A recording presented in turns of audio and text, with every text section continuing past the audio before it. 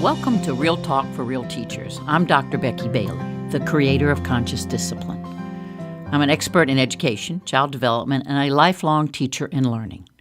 For those listening who are not aware of Conscious Discipline, it is a comprehensive, trauma-informed self-regulation program that integrates social-emotional learning, culture, and discipline.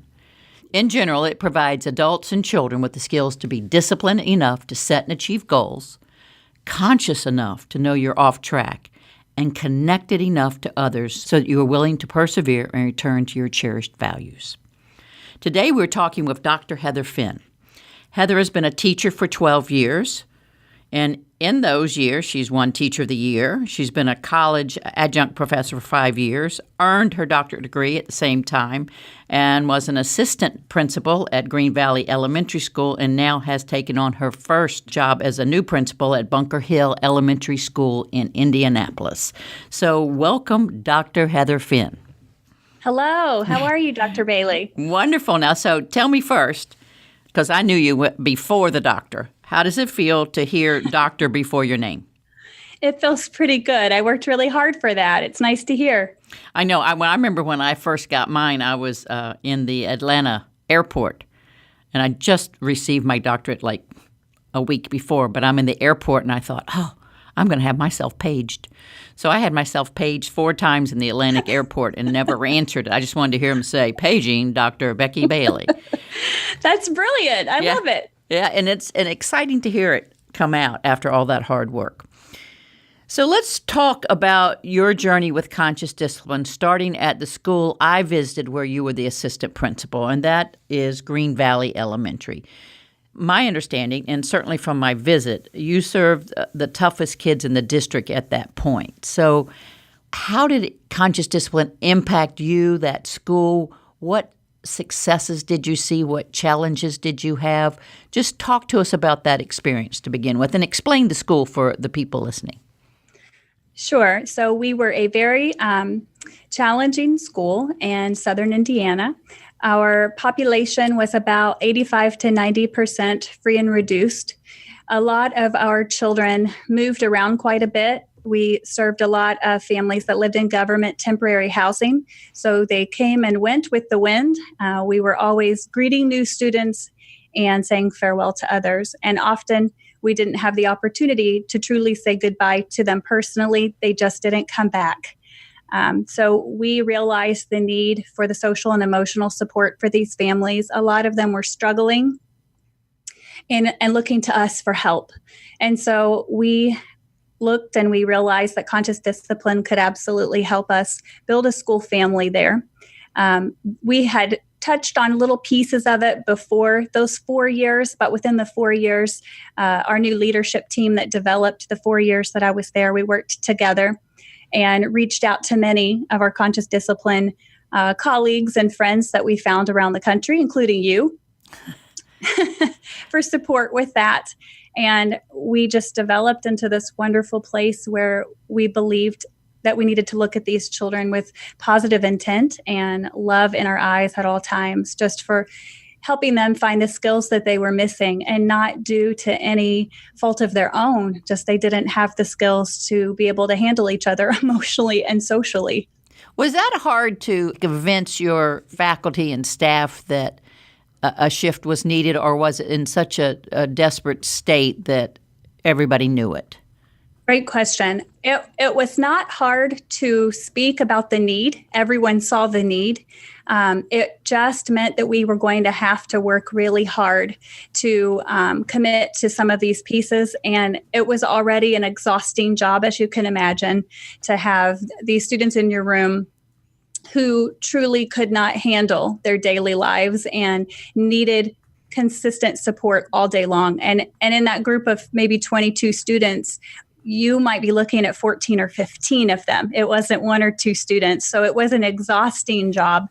So then on top of that, to add, trying to learn a lot of new skills ourselves so that we could be better at teaching them the skills, it just took a great commitment from us. And so we reached out and made sure we were looking for grant money and ways to bring in support and bring in models through Conscious Discipline, as well as send our staff down for the training in Orlando, just to make sure that we were bringing back the very best possible skills that we could so that we could lend those skills to our students.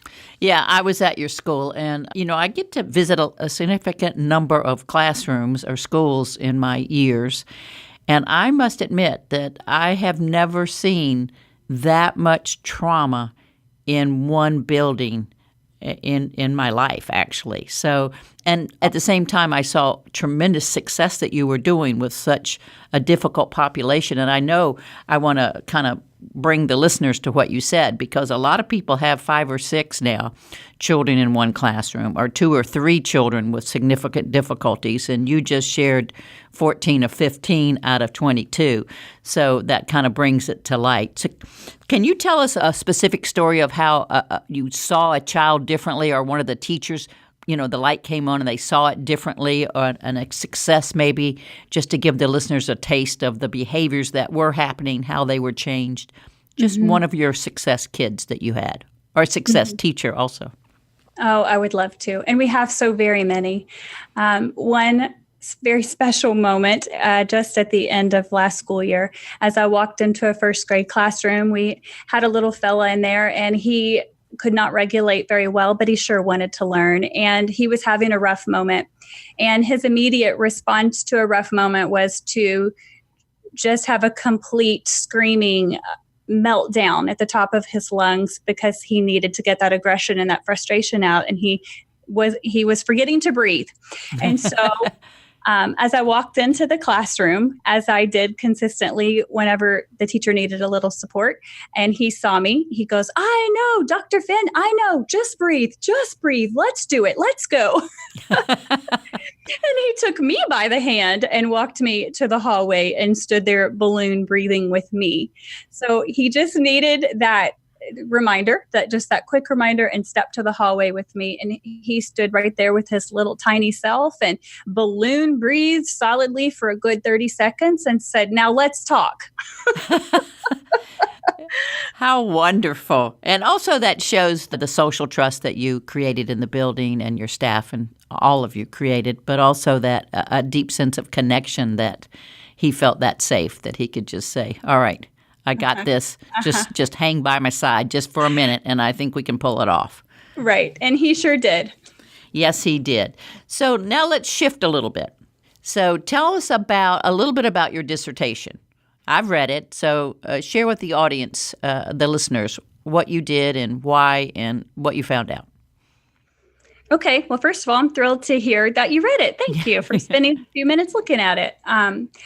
I needed to pick a topic to do my research, and the person who was trained to give us guidance on how to pick that topic, just said, think about something that the world needs to know more about. What is a true struggle in the school where you are right now?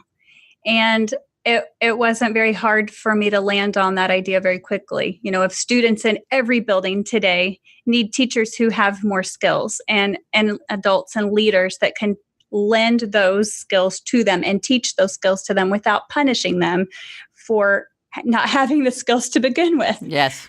And so I just started to do reading on my own. And that actually is how I landed on the idea of conscious discipline, because I was starting to investigate it a little bit myself at that point. And I just reached out and asked across the country, for some schools across the country, for some names of some schools where they had committed to using that program with their classroom, or that mindset with their classrooms in their buildings. And I went to visit some of these schools. It was such a fun way to do a dissertation. I went and visited multiple schools across the country and got to sit with teachers and staff members and ask them questions about conscious discipline and how it was impacting their own classrooms. And so I got to take a lot of that feedback and put that together into a dissertation that offered some good insight into ways to approach using that in your school. First, I would say definitely way more fun than what I did. Definitely. And also, what a contribution, too. I'm sure as you went around, you picked up ideas and notions and things from each school you visited. I know I do. I should know a lot about this topic, but I walk into a school and I look, oh my gosh, just brilliant. Did you pick up notions yourself and bring them home? Absolutely. One thing I brought back immediately that we implemented was the school family meeting, us coming together and having all of these pieces celebrated as a school. And we continued with that at Green Valley, and they have continued with that this year without me. Wonderful. So what ultimately, give us a couple of tidbits that you learned from it that the listeners might find helpful. I think my biggest takeaway from traveling and meeting with hundreds of educators as I visited schools was the impact that it makes on each individual person. You have to be open to the idea and the mindset of seeing people with positive intentions and making connections with others. And I heard story after story without soliciting them of how it had impacted educators' lives outside of school just as greatly as it had impacted their lives inside of their classrooms. And that was just a true delight to hear the stories of the impacts on marriages and relationships with children and complicated in-laws. Just such a joy to hear the impact outside of the school. Yes, and we receive some of those stories here in the office, and often people will take a time and write us, and I just received one from a military guy who had come back and went into teaching, but had such a post-traumatic stress disorder from his experiences, and how he found that conscious discipline for him was such a lifesaver that it empowered him in so many areas, including his new little teaching role. So, it's always exciting to hear that, especially for me and certainly for others. So now let's move to your new job. So you're a new principal. Yes, congratulations. Thank you. And congratulations to the school that got you also. So tell me about starting off a new school, and I'm sure conscious discipline is with you or in the back of your head or in your kind of style of leadership at this point, and it always was. But how are you approaching this new school with new people? What's your game plan here? Go slowly. I am remembering, I reflect a lot to remember what I didn't know in the beginning, and just remembering to make it about me and to take my deep breaths, to be my best self, so that as I model this, whether I mean to or not, everything I'm doing, models who I am as a leader. I'm trying to model the best parts of conscious discipline just very naturally. And this staff is so willing to have the conversations that I'm so excited, because leaving Green Valley after 4 years of those deep connections and relationships with that staff, I have to admit I was very anxious to come meet all new people. Of course, that's a scary thing once you have developed all of those really meaningful relationships. So I have just decided and committed to coming in and noticing and using that language of noticing, and going slowly with the changes that we will make as a staff. But I stepped into a building that is so open to the idea of conscious discipline, and that is such a blessing for me. Yeah, and it just kind of over and over again, I'm always excited in my own life when I realize, there are no accidents, and you're there for certainly a wonderful, wonderful purpose and sharings. So first, you're being a model, and that's what I hope everybody heard from that. Just claim your own self and just walk in your own truth. So as you're starting this, what conversations are you going to start with your staff? So what's the kind of talk that's going to go on as you progress in this year? Okay. So I guess I should back up and share a little that I actually began this position with the last 2 months of last school year. So, oh, wow. Okay. Yes. I came after spring break, and I was lucky enough to get to see the building in full swing for the last 2 months of the school year. So, what a thing for me to get to experience, because I got to be here for all of the end of the year decisions and conversations that set the beginning of this year. And I'm really excited about that. So as we sat down and set the theme for the building, because our our building has a theme each year.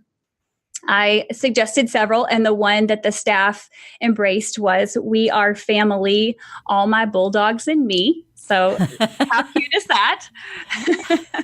That Woof, set the woof. tone. Yes. Yeah, we set the tone for a school family, just even with our overall theme for the building. So many pieces got to fall in place just under that theme of embracing. It is a very close-knit community here with lots of parent involvement and just wonderful families. So that was a neat piece for us to just commit to that school family language. There was already a PBIS committee formed here in this school. And so as we talked about our goals moving forward, the whole group, noticed the need for social and emotional goals for our school. And so we set in place a couple pieces that we've talked about here in the beginning of the year. And so just starting slowly, but seeing the need, our teachers committed to standing in the doorways every morning and greeting their students. That was a very meaningful piece for our staff to come to. And that has been so rewarding to watch the students greet their teacher each morning in the doorway. And then along with that, we tweaked our master schedule because our teachers were very interested in the idea of hosting a morning meeting each morning for that opportunity to connect as a classroom family. So we tweaked our master schedule to allow the time for that because it could be the most important part of their day. So we tweaked to allow about 10 to 12 minutes, possibly 15, for a classroom family meeting each morning. Wow, that's a lot. I mean, this is a lot. Yes. So tell me about the school. Tell me about this population of students and families that you're serving now. The school I left, Green Valley, was a very small school.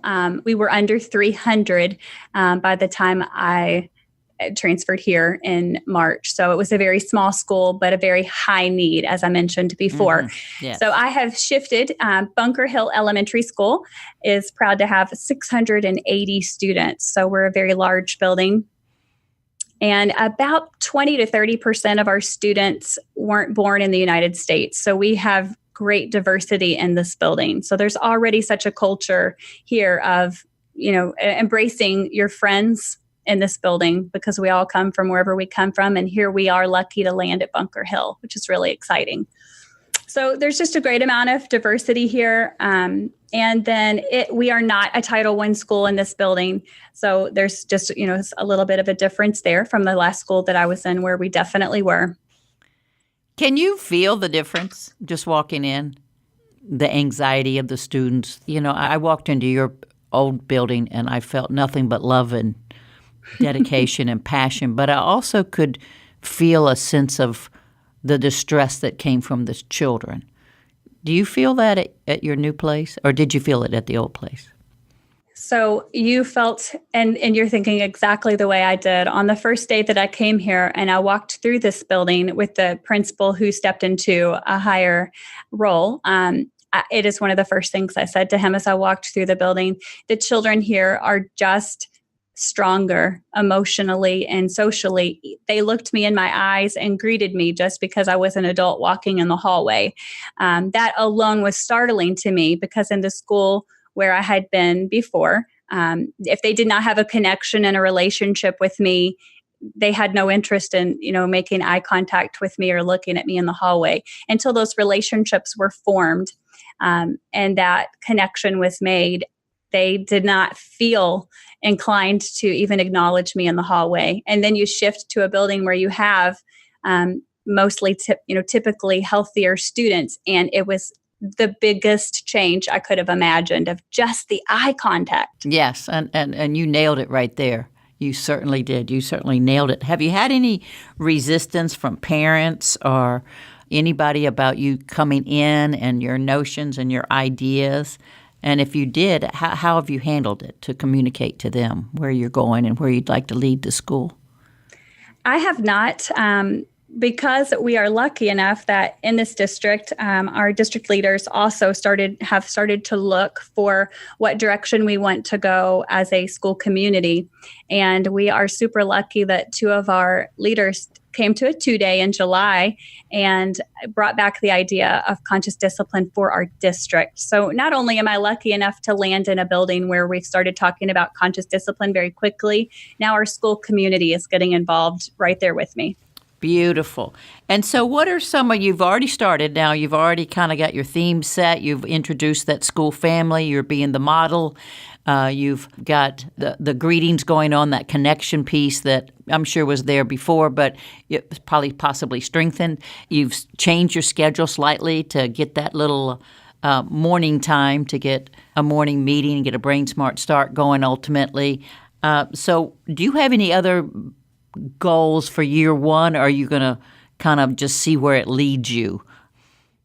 That's a great question. As we sat down, and we being the PBIS / the committee that decides these things for the building on what we need to do, our school counselor is just fantastic here, and she leads that committee.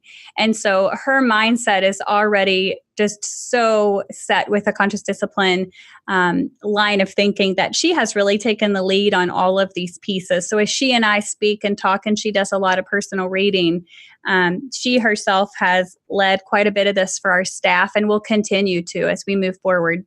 She's in the classrooms and making sure she's using some of these ideas and language. And then luckily enough, she helps with our morning announcements. So some of the little pieces that she can bring about, she introduced the 4 ways of breathing to all of our students throughout a couple of days on the morning announcements, so that we could be using those consistently in the building.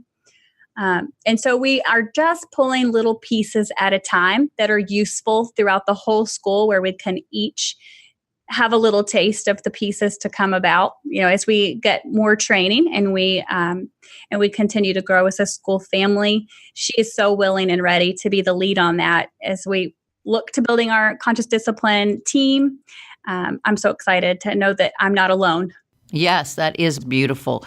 So, I hope the listeners understand that positive behavior support, PBIS, is very aligned. I mean, conscious discipline is a giant positive behavior support program in essence.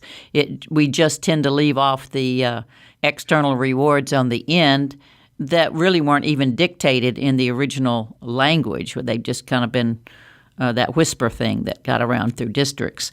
As you're looking at the PBIS team and conscious discipline, have you seen how it can mesh fairly easily? It sure does. And it actually has been with great ease that as we sat as a group, the group is just ready to look for what would be best for our building. And so when you start to look at approaches that can benefit every student, it doesn't matter what you call that committee. It is very easy to find conscious discipline, right in the middle of it, because they're just approaches that make sense with children. And so as we took little steps, very slow steps, the committee was very willing to take that to the staff. And then as we spoke as a staff about which pieces we wanted to take on this year, just for the benefit of our students, everyone was on board because they just are easy ways to connect with kids. Well, it sounds like this transition was actually quite smooth. Did you see when you were at the end of last year, I'm sure you saw lots that inspired you and the beauty of it all, but did you see some areas where you think, down the road, I think I could be helpful and maybe tweak that? Or did you see any holes at all that you felt like need to be filled, or was it pretty much a good foundation and you're just building on it? This is a building built on tradition. I guess that's the best way to say it. There's a lot of traditions and ways that things have always been or have been for a long time. The school was established in the community a very long time ago and has just such a strong reputation. So I'm trying to be mindful, and as we do consider different directions with a few simple procedures and logistical things, of also valuing and making sure that I keep in check that tradition. Yes. If that makes sense, because traditions are so very important, but so is making sure that we're meeting the needs of every student. Yes. And, from traditions, there is the embedded rituals that go with tradition. And sometimes veering off those is a little anxious for people. I mean, I certainly remember when we had our tradition of Thanksgiving, and it was always at my aunt's house. And so when my aunt finally passed away, that tradition by necessity needed to change, and it was quite the adjustment. It's like someone coming into a workshop and sitting at your seat that you've been sitting in all week. It's like, whoa. You do have to tread that lightly and certainly hold the value that's embedded in it very, Absolutely. very dear. So I think I've kind of summed it up, but let's just say you're talking to all new principals out there. Let's sum it up for them. So what are like 3 or 4 things? Now, I know number 1, go slowly. So after go slowly, if you were taking conscious discipline to any school and you're a new principal, give new principals 3 or 4 things, which you've already mentioned, but just sum it up for us and kind of lay it out there for them. I think the number 1 priority is to work on your own composure. That composure in your leadership is the most important piece, making sure that you are noticing the things in the building and calling attention to the things that you do notice at the adult level so that can travel on through down to the students as well. Give me one example of that you've done so far. Instead of in a line, you might hear in the hallway a lot, oh, look at this great line. Look at these great second graders. Oh, those kinds of things. Yeah. I quickly replaced that with, I noticed this class is on the right side, walking safely down the hallway. Just noticing instead of putting my judgment to it. Right. Okay. And it was very interesting how quickly adults in the building noticed how I noticed, if that makes sense. Because perfect. I wasn't walking around saying, this is the best class I've ever seen. It was just noticing them for what they did and giving them that feedback. All right. And number 2. Okay. I would say celebrating what you notice and what's already wonderful about the building that you step into, noticing those traditions, as I mentioned, and those foundational pieces, and getting a good temperature on your building of where your staff is. Okay. And number 3. I think the best thing we did is come up with a theme that we wanted to build our school family around. So I would encourage that, coming up with a theme that is a foundation of what you hope to build in that building. Like ours, as I shared, we are family, all my Bulldogs and me. That is beautiful. Do you have any last words or any more you would like to share with a new principal that might be helpful to him or her? Take lots of deep breaths. Just take lots of deep breaths. That's what I'm doing. Good for you. It sounds wonderful. And thank you so much, Dr. Heather Finn. I will go to Atlanta and have you paged. Probably be going through there next month. So thank you so much for joining us, and have, as you already have, the beginnings of a delightful, wonderful, celebratory, composed year with all your new friends, little and big. Thank you, Dr. Bailey. Okay, and so next is, what's Becky up to? Well, Conscious Discipline is taking the Schubert and Sophie books and making them into audiobooks. So that's exciting. And one of the things we did was we put it out to the office. Everyone auditioned for a voice. So that's a way of bringing our office staff into what we do, celebrating them and their talents. So I'm looking forward to how it comes out. I myself am the narrator.